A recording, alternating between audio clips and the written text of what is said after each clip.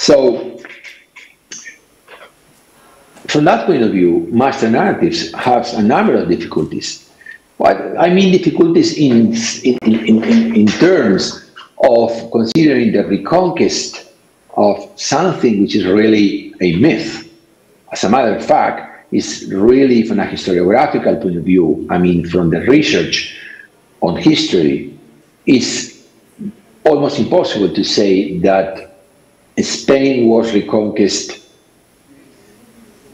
before 1492, because before 1492, really Spain didn't exist. So the Muslims really they didn't invade Spain.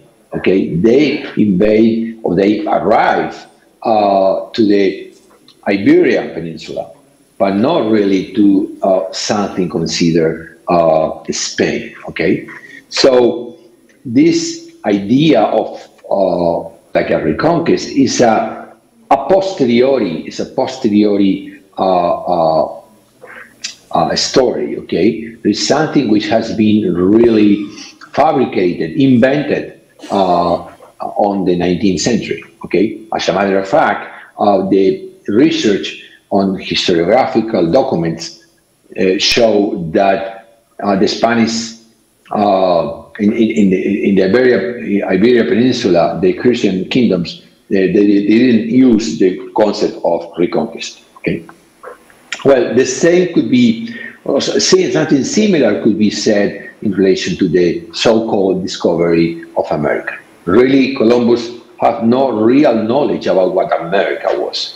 Columbus arrived to a new land, and he really never in his life had the idea that that land was part of a continent that today we call America. Okay, as a matter of fact, he died still thinking that he was arriving to China or to Japan. Okay, so really this idea of the discovery of America could be enormously criticized, as many authors has been showing. As a matter of fact, also the so-called discovery of America is very much related to a process of colonization, and this process of colonization is very much related to a process of oppression and ethnocide. Okay, so these two parts of the reconquest from the Muslims and the discovery of America as the two main parts of the Spanish master narrative could be seriously criticized, and of course they are part of the Spanish culture. But if we try to transmit to the students the idea of considering the past as a way to communicate this past to other culture, well, in that case, really the need of an intercultural dialogue in relation to history education appears as something really very important.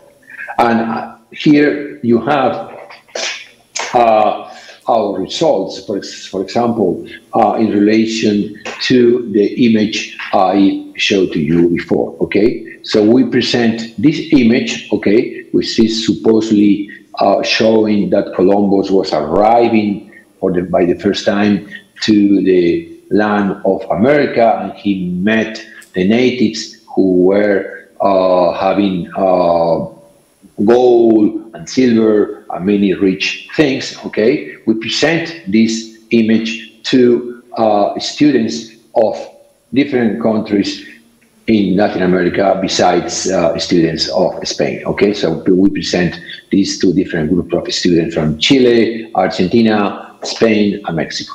Okay, and we ask them if the image was peaceful, was intermediate, or was violent.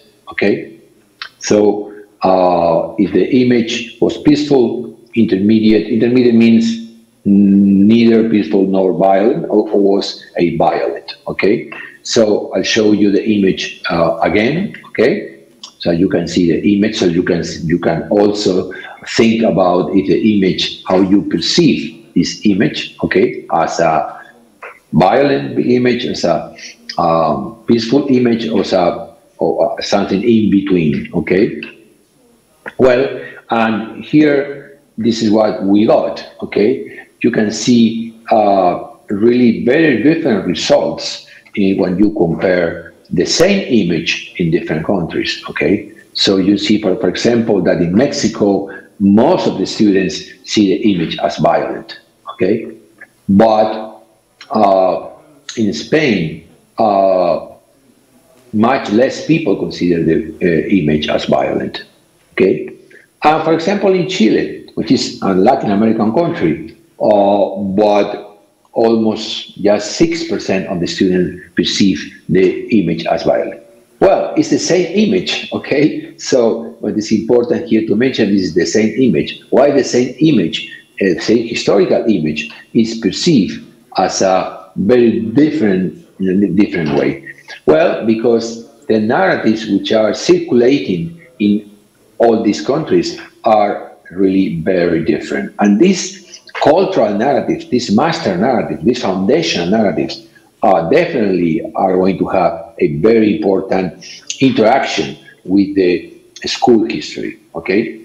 Well, let's go to another example, okay? The so-called campaign of the desert in Argentina at the end of 19th century. Well, here you have the image of the, let's say, official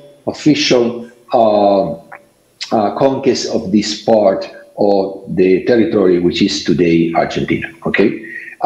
So probably you are going to see this more clearly in the next slide. So you see here on your left, on black and white, so on your